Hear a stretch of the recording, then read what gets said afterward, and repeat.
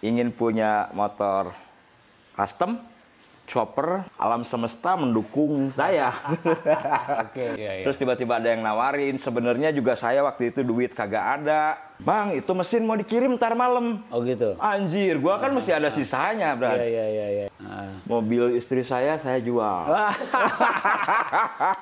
Saya kalau pulang ke Bandung nggak main motor, Pak kok nggak main motor? Gitu. Oh iya, lupa, oh baru main. Oke, brother and sister, kita bertemu kembali dengan channel podcast Motorcycle Indonesia, Hey Bro MC. Oke, dalam kesempatan ini kita ada narasumber. Beliau adalah seorang bikers, seorang chopper antusias, sekaligus salah satu founder Cosa Nostra MC, Brother Adi. Halo. Hey bro. Halo. Well pisan, brother. Aduh. Gimana, brother? Kabarnya? Alhamdulillah, baik. Oke, brother, banyak sekali, begitu banyak eksperimen untuk membangun mimpi menjadi kolektor motor custom. Ya kan? Ya. Itu gimana? Ya. Ceritanya seperti apa? Intinya sih kalau dibilang kolektor enggak ya, Brads, karena kan cuman baru punya 2 nih. Oke. Dan ini udah di ujungnya nih saya rasa. Jadi ya ini aja lah dipercantik. Oke. Kecuali ada rezeki lagi. Oke, amin. Nambih. Siap.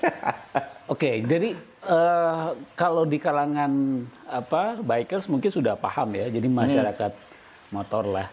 Ya. Jadi untuk membangun dream, ya kan, terutama membangun motor custom, itu pasti kan punya sejarah. Betul. Nggak tiba-tiba langsung tiba-tiba punya, apalagi dengan mesin-mesin yang dahsyat banget nih, ada penhead, kemudian generasi berikutnya shovel head. Itu sesuatu yang menurut saya value-nya tinggi banget dan alhamdulillah orang itu menjadi satu pencapaian tertinggi seorang bikers yang dreamingnya terhadap chopper. Ya, kenapa saya pilih shovel dan penhead?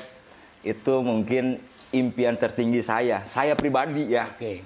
Saya dari dulu sangat menginginkan, sangat mengangankan ingin punya motor custom, chopper dengan gaya old school, ya, tapi dengan kedua mesin ini, penhead dan shovel head.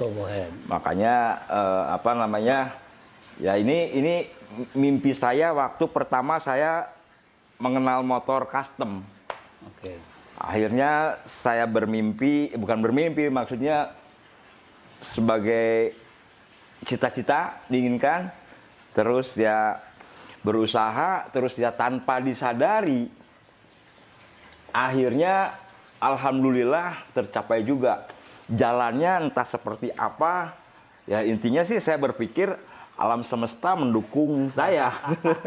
Oke. Karena semuanya ini berjalan begitu aja, bukan nggak sengaja, jadi kayak mengalir gitu aja, Brads.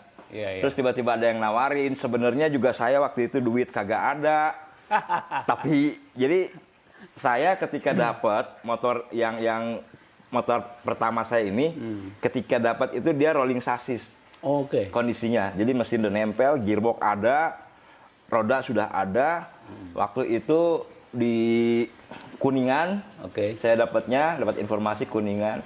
Saya ke sana meskipun duit saya belum ada, saya cuman punya duit 50 juta, bro. Oh gitu. Untuk awalnya. Makanya ketika ketemu sama ownernya, ngobrol-ngobrol, terus chemistry-nya dapet, karena sama-sama penyuka motor gini pastilah sajiwa gitu ya. Dari situ sih dia ngeluarin harga, saya nggak nawar harga. Tapi saya nawar termin pembayaran, bro. Jadi kurang cicil. Jadi alhamdulillah dia percaya, ya udah saya kasih DP 50 juta, terus motor udah saya bawa ke Bandung. Gitu ya. Itu dari situ Habis pulang aja baru saya mikir, anjir goblok, aing ngabangunna di mana guys ya. Tapi ya itu tadi, maksudnya ya kalau kita punya mimpi dan kemudian kita berusaha meraihnya, ya berjalan begitu saja ya alhamdulillah. Betul. Bisa tercapai juga impian tertinggi saya untuk punya 2 motor ini gitu. Oke. Tadi cerita tentang shovel head ya? Ya. Shovel head. Nah kemudian ketika memulai pasti ada sesuatu yang challenge ya, yang menantang prosesnya dan tidak mungkin kan sekejap dalam membangun motor ya. Ada proses yang dinamikanya ya. Terutama yang saya tahu nih shovel ini menjelang ada event custom festival ya. Ya waktu beberapa itu bulan sebelumnya. Waktu saya ngebangun ini, memang kemudian ada event Surya Nation. Surya Nation, oke. Disebut saya ngejar Surya Nation itu enggak juga, tapi ya itu tadi.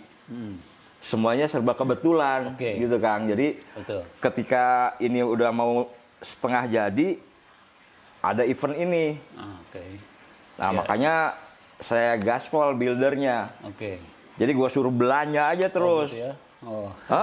Ke builder saya, mana lagi nih? Lu mau belanja apa lagi? Ini yang udah dibeli aja belum ditempelin. Mulai deui. Akhirnya ya jadi kalau kata Sinyo tuh ini ya menyan ya. Menyannya berarti kencang ya. Kalau menyannya kencang berarti motor juga bisa cepat selesai. Iya. Nah, kemudian kenapa bisa memilih penhead? Atau memang sudah dipolakan dalam pikiran gitu ya? Jadi kalau itu ceritanya rada unik. Jadi ketika saya si shovel ini saya sebutnya Somad. Ini namanya Somad. Ya, ini namanya Somad. Somad itu shovel Mang Adi. Oke. Nah, saya ingin ngerubah bentuk si Somad ini tadinya. Saya ingin pakai ada seperti Nestle ya, lokomotifnya gitu. Saya udah beli tuh. Saya udah beli. Terus saya ke si Nyoedan, "Yo, pasangin ini." Wah, lebar atuh. Geus meuli deui gitu. Waduh, saya pikir meuli deui. Ya udah. Terus saya coba nanya-nanya teman-teman ya, ada yang mau jual mesin aja nggak? Ada yang mau jual penhead. Gitu, penhead. Itu info dari Brother Octave. Tuh ada di Jogja katanya. Aduh, tapi ya klasik. Duitnya, duit standar gua ada pegangan ada sekitar 50-an gitulah. Akhirnya dikontak. Terus waktu itu pas awal-awal mau COVID. Udah gitu, udah Mang, gampang katanya, udah di DP-in dulu aja, yang penting motor mesin nggak kemana-mana, DP-in gocap, terus lu bayar, ntar setelah COVID beres, gitu kan? Ya udah, kalau dia mau oke. Terus dikontak, akhirnya dia mau, di DP-in dulu 50.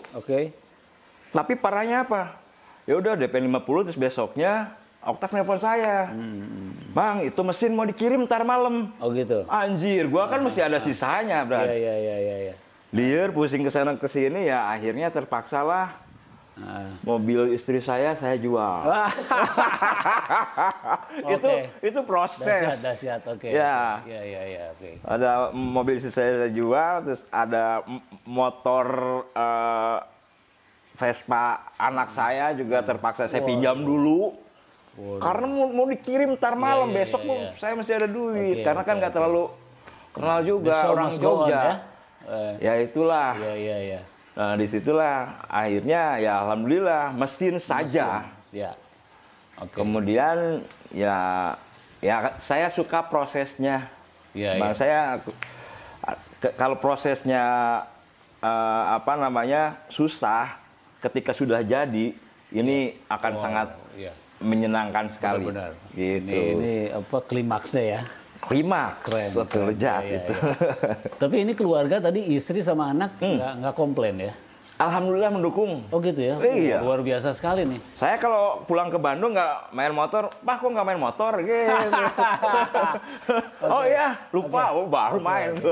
Setelah jadi nih Penhead dengan warna biru romantis gini, si anak istri ketika ngelihat, oh ada sesuatu yang di luar ekspektasi atau kayak gimana? Ketika melihatnya ketika pertama datang. Nah, kalau si ini disebutnya si Pepen. Pepen, oke. Pepen Penhead. Pepen Penhead. Oke. Nah, ketika baru datang, ya komennya rada kok aneh sih warnanya gini gitu. Ya? Nggak garang gitu. Itu aja sih. Itu anak saya komennya sama. Dua-duanya bilangnya begitu. Menarik sekali ya, brother and sister. Bagaimana sih filosofi filosofi chopper itu seperti apa sih? Ya kan, kayak gitu. Jadi kan beda dengan yang lain ya. Ada juga chopper yang memang benar-benar style banget.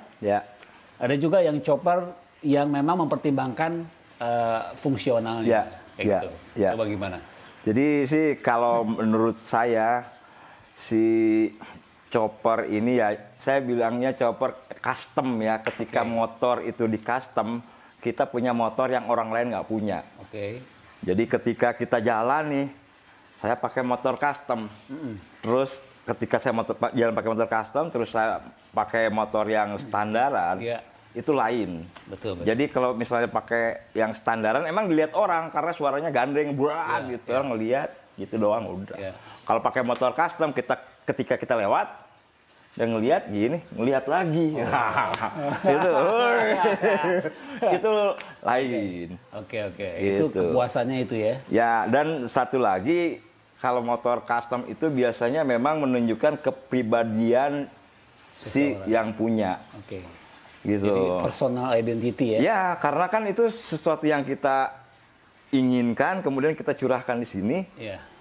Akhirnya ya tampaknya seperti kepribadian si ownernya. Kalau menurut saya seperti itu.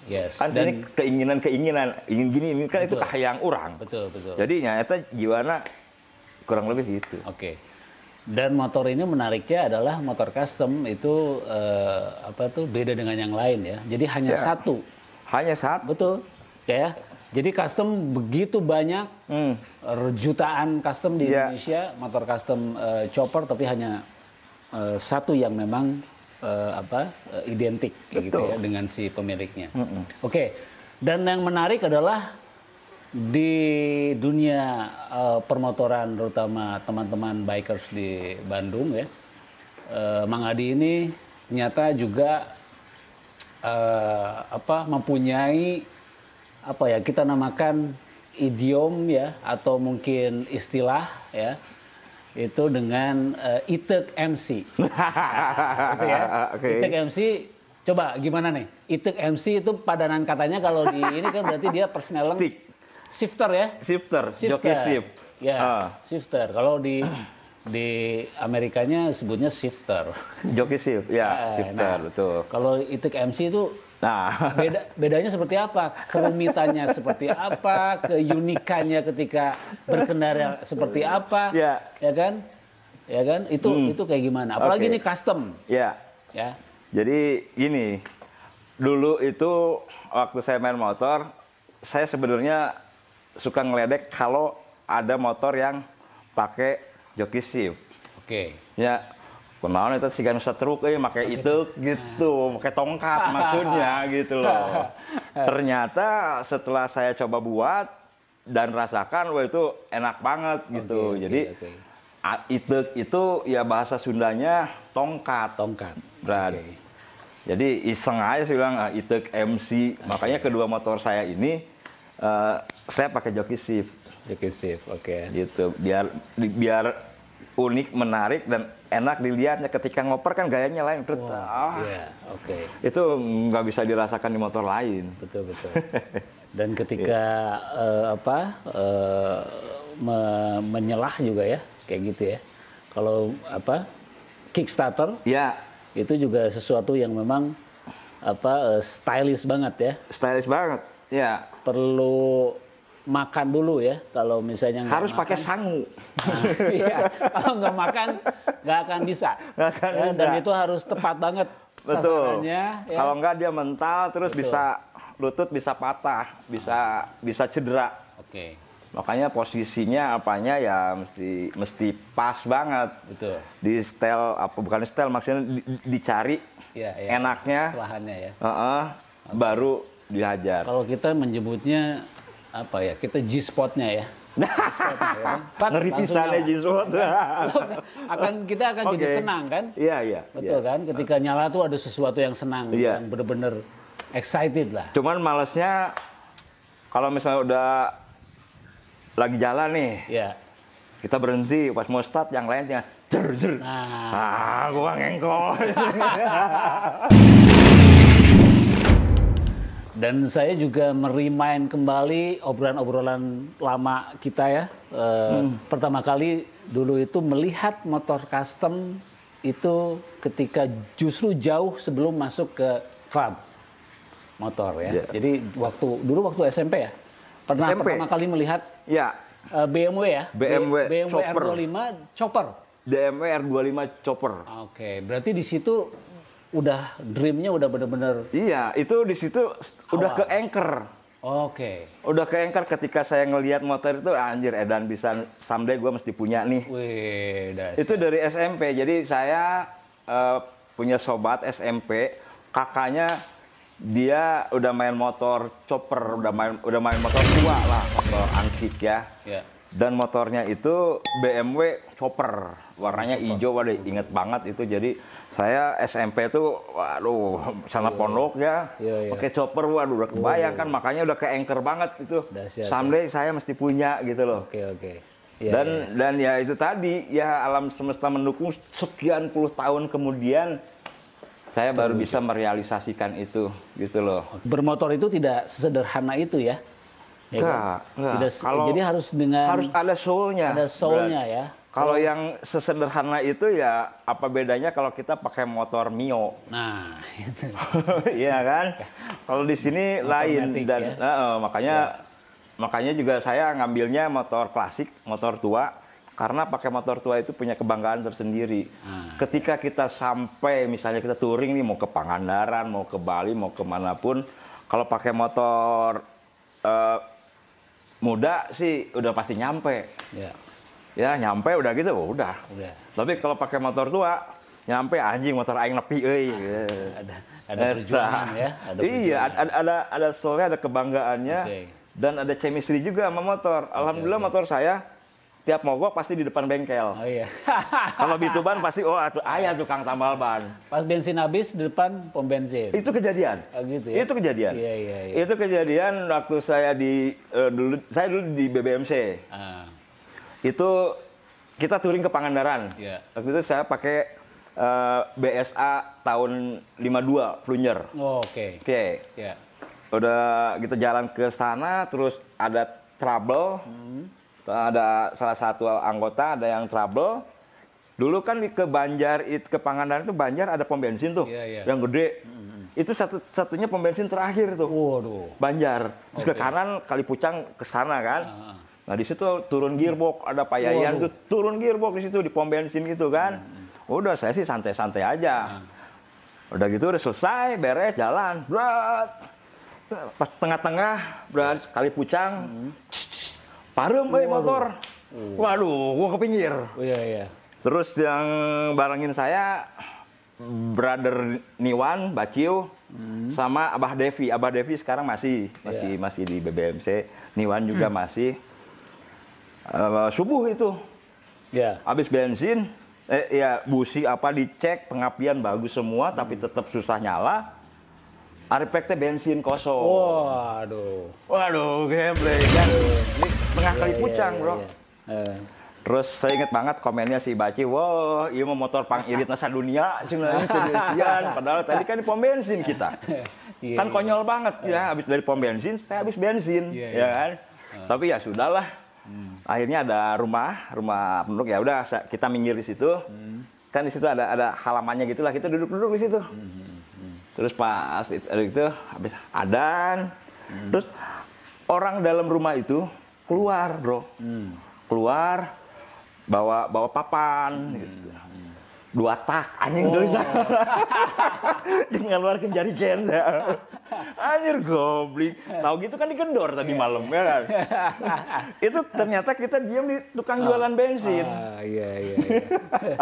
Nah itu alhamdulillah. Motor saya itu kalaupun mogok nggak pernah nyusahin.